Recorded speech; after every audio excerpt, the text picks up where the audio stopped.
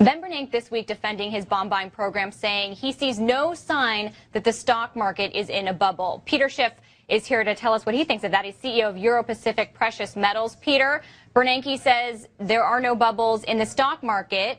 Do you agree?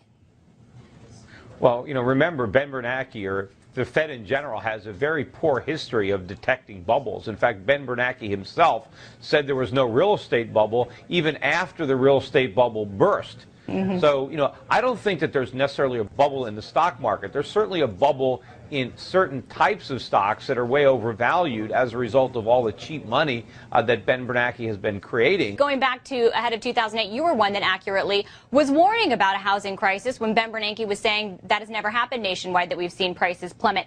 So one of the other areas where you've been critical of Bernanke is when it comes to the U.S. dollar, and you've been talking about a dollar collapse for years. Is that still part of your forecast?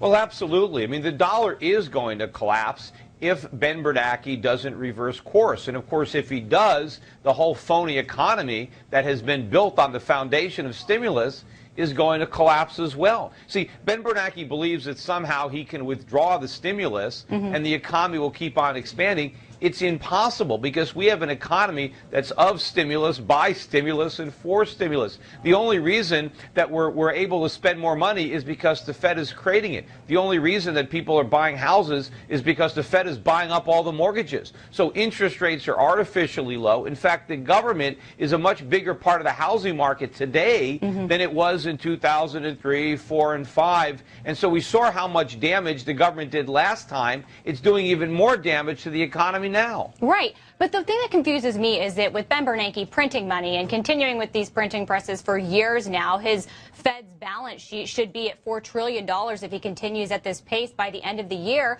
You would anticipate that perhaps this would act to devalue the dollar, but we've seen the dollar index increase 4% so far this year. Some think it's going to be a much more sustainable increase. Why is that?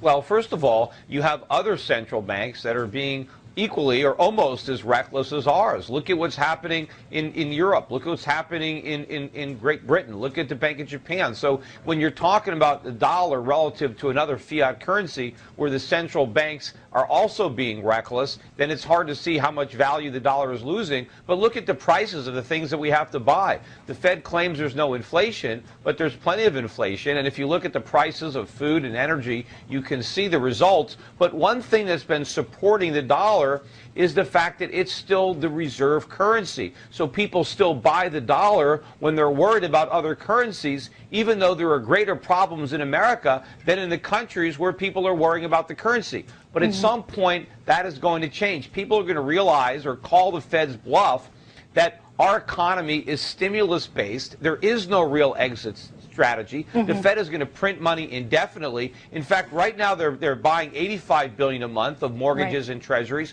Pretty soon they're going to have to up the size of that. They're going to be buying more than $100 billion a month. Right. But Peter, the dynamic that you just described, isn't that going to continue for the foreseeable future? I mean, look, Bank of Japan is just getting started in their massive efforts to devalue the yen. So as long as this all continues, people rush to the U.S. dollar when they want safety in times of crisis, which seem to be plentiful these days, as we've seen with Cyprus this week and any other given day for the last several years. Isn't this going to continue, and won't that just continue to benefit the dollar? It won't continue for the foreseeable future. It can continue in the immediate future. But you mentioned Japan. They just came out this week with their 8th consecutive trade deficit. The weak yen is increasing the cost of imports in Japan. It's stoking the fires of inflation. So I'm not sure how much more they're going to be able to weaken the yen without creating a real inflation problem in Japan. They might have to start raising interest rates over there a lot sooner than people think. Look, I think the days are numbered for the dollar continuing to benefit from this flight to safety. When people figure out that there is no safety, you know, what happened in Cyprus is a bit of a wake-up call. People are starting to realize that just because the government guarantees something doesn't necessarily mean that there's any real protection there. You know, the FDIC has about $25 billion in reserves against 8 to 10 trillion of deposits in the United States. That's a drop of the bucket when people start to realize that those protections are no good. and that when interest rates eventually rise, our whole phony economy topples. Right. They're going to realize the box the Fed is in, and they're going to run from the dollar. They'll embrace gold, if anything, but not dollars. And I hear you entirely, but wasn't it Keynes that it was attributed, the quote saying markets can stay irrational longer than you can stay solvent? In that regard, psychology plays a role. So many other factors play a role. Would you at least concede, you've been right about a lot of things, but would you concede that dollar bears like yourself have gotten it a little wrong and maybe anticipated that the dollar would really be damaged more than it has been in the last few years? The only way that you can say dollar bears have gotten it wrong maybe is on the timing. But if you look at where the dollar index is, you said it's around 82, that's near its historic lows. You know, as of a few years ago, the lowest the dollar index had ever traded was 80. And the only time it actually went below 80 was in, I think, 2000, right before the financial crisis of '08, and then after it got down to the low 70s. But you go back to the year 2000, the dollar index was what, 120? You know, so I've been talking about a weak dollar. The dollar has been weak.